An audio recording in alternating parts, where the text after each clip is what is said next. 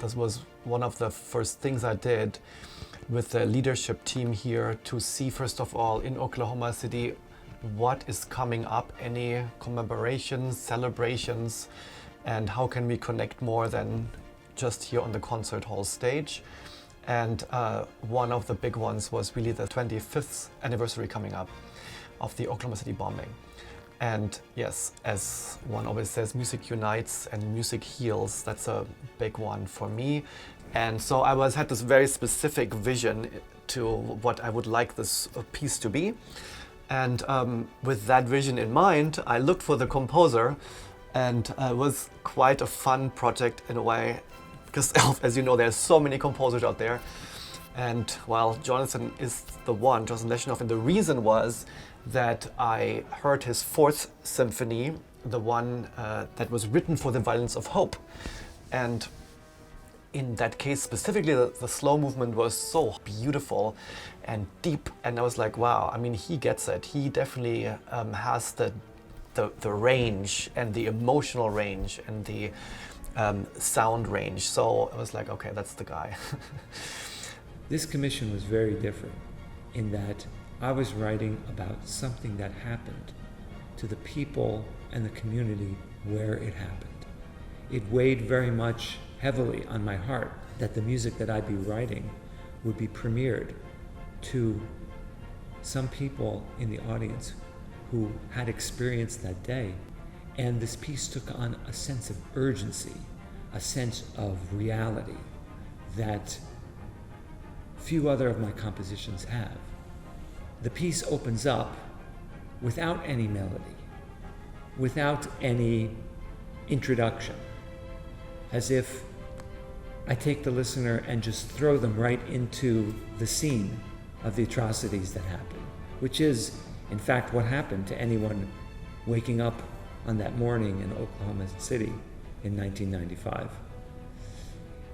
The piece starts rhythmically and energetically, and it's punctuated by full hits from the orchestra, almost unrelentingly.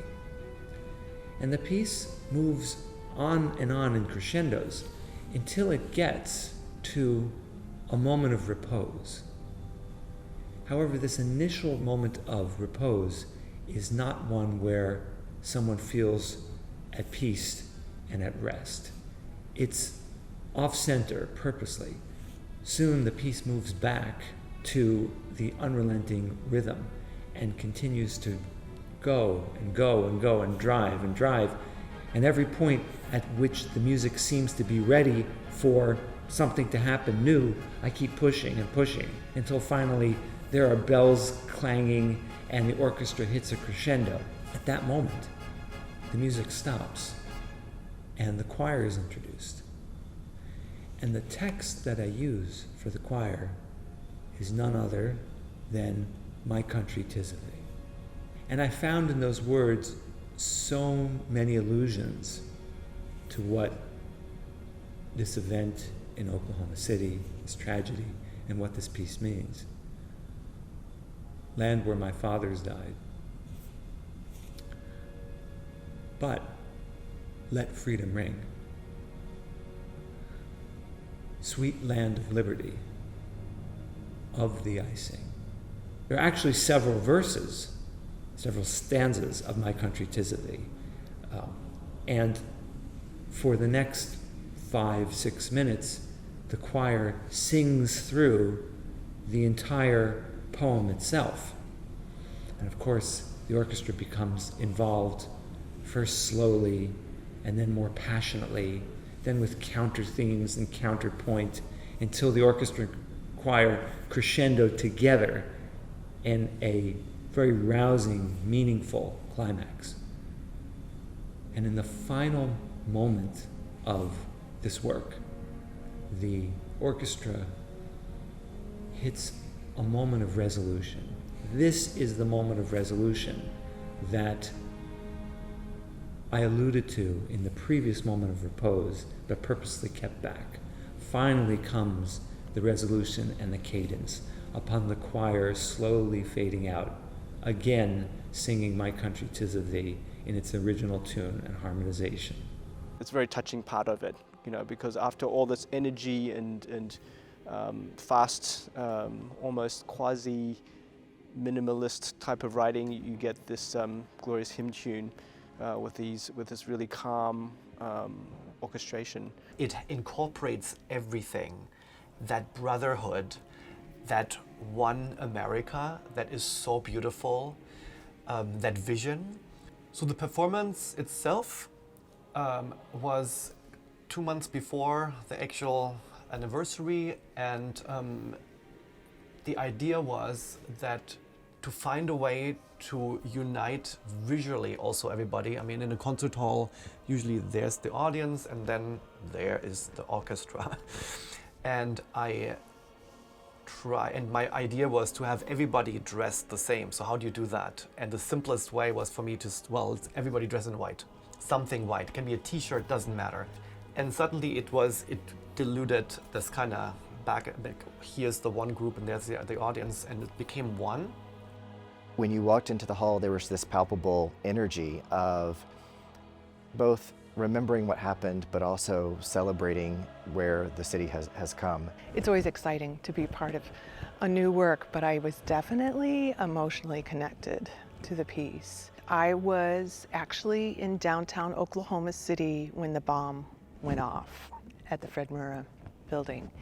I was uptown between Northwest 23rd and 50th, having a cup of coffee with a friend before a children's concert we had that day.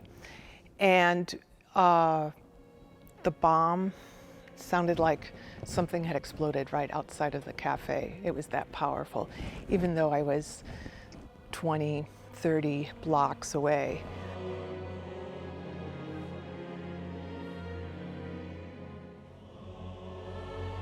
Oklahoma City National Memorial Museum is about remembering and about educating. And so one of our key missions here is to remember those who were killed, but also to share the lessons learned and to make sure that what we do and how we do it teaches the senselessness of violence. It's one of the key lines of our mission statement is we don't think we can remember without educating, and we're never going to educate without remembering. So we wanted the production to be symbolic of that and to reflect the community's move from very dark days to light. And I think that's what you see in this production. It's not about just the horror of 1995, but it's about the strength and the resilience of the people and where they are today. I think for us it was just so special to be part of a commemorative piece that was going to bring peace, hope, love, creativity to our community. And really just yet another way for us to partner in a unique way with the Philharmonic. Additionally, because we also make grants to the memorial, it was a neat way to support two partners collaborating together and really kind of continuing to spread the Oklahoma standard to our community. It's been a great honor to work with Maestro Alexander and the Oklahoma City Philharmonic, the administration, and the people of Oklahoma City. And working with Naxos is always a pleasure. It's an esteemed label, a leader in the classical music industry, and it's wonderful to work with my friends and colleagues and to present this fine album on their renowned label.